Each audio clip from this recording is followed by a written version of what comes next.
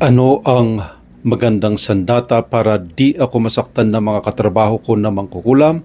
Sila ay Pakistano, Indiano at iba Pilipino. Yan po ang tanong ng follower natin na sasagutin ko dito sa video na ito. Maganda po itong video na ito kasi marami pong mga Katoliko, Krisyano, ang kumisan ay pati yan ay problema nila. Una po ay yung background ng ating follower.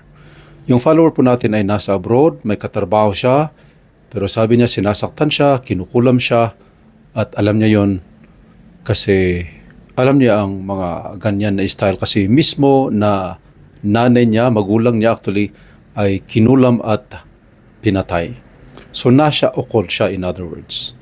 So ito po ang sagot natin para dito sa kapatid natin at para din sa mga lahat na Katoliko dyan na gustong umiwas sa mga ganitong problema.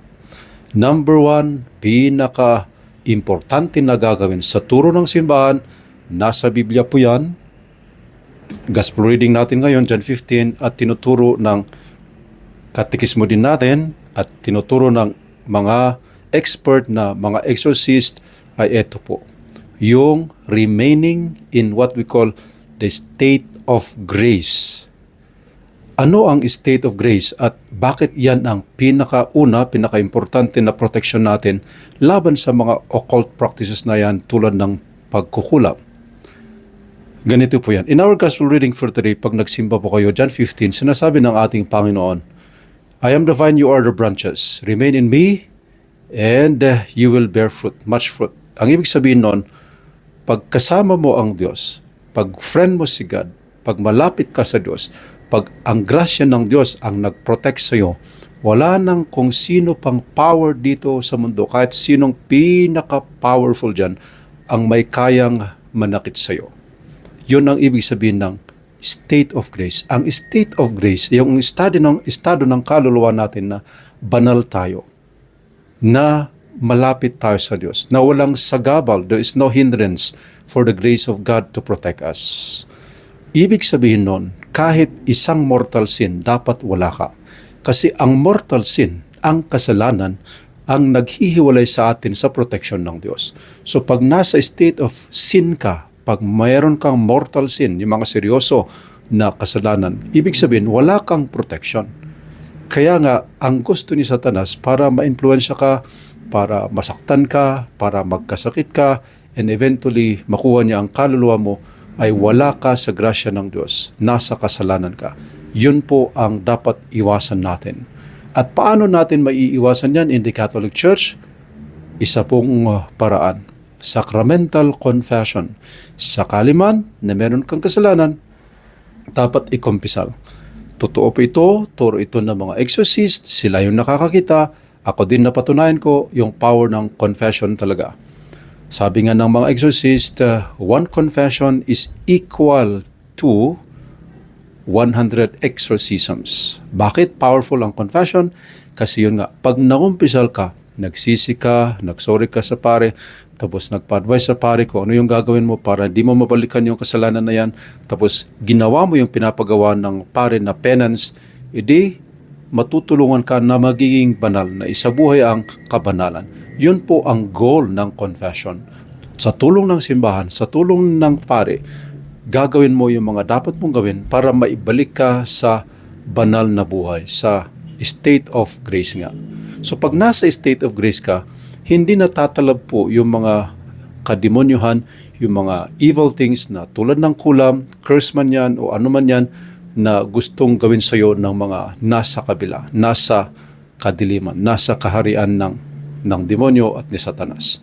So yun po ang pinaka-importante na dapat gawin ng isang Katoliko. Kaya nga po sa atin, importante talaga ang sakramento ng confession. Ulitin ko po, ang sinabi ng ating Ebanghelyo ngayon, if you remain in Jesus as the vine, because you are a branch, then you will bear much fruit. Dapat konektado tayo sa Diyos. Pag nagkasala ka, humiwalay ka sa Diyos. Kaya magsisi at manumbalik sa Diyos, maging mapagdasal, mag-aral ng Biblia, pag-aralan yung turo ng Catechism of the Catholic Church at umiwas sa kasalanan. Kung ano kasi yung pinagbabawal sa Biblia, dapat wag pong gawin.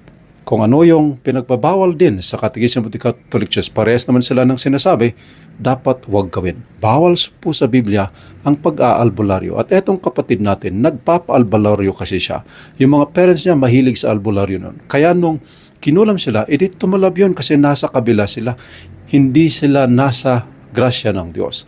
Kasi sa first commandment ni God, na in-explain dito, bawal talaga yung mga ganyan, yung naniniwala sa mga pamahiin, naniniwala sa mga tao, mga bagay, mga ritual na may power na hindi naman galing sa Biblia, hindi galing sa simbahan, hindi galing sa Diyos. Ang tawag po dyan ay occult powers. Lahat na occult powers, bawal po, against po yan sa first commandment. Sana po naintindihan ninyo ito, mga kapatid, kasi yun nga, nagtatanong sila na ano ba daw yung dapat gawin. At yun po ang pinakamagandang gawin. Secondary lang po yung paggamit ng mga sacramentals, yung mga dasal, yung mga ritual, yung mga kung ano-ano dyan na isusuot, gagamitin sa kwarto like holy water, holy salt, holy oil. Meron naman talaga yan, pero ang pinaka-importante talaga ay yung remaining in the state of grace. Kahit ilang sacramentals ang gagawin mo, kahit maraming holy water, holy salt ang gagamitin mo, kahit magsuot ka pa ng ilan na Benedictine medal dyan, wala pong effect yun pag wala ka sa state of grace.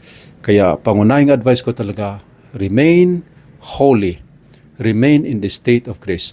Umiwas sa kasalanan. Kung ano yung sabi ng Diyos, gawin. Kung ano yung pinagbabawal ng Diyos, tulad ng pagpapalbularyo, huwag kasi gawin. Umiwas sa mga ganyan.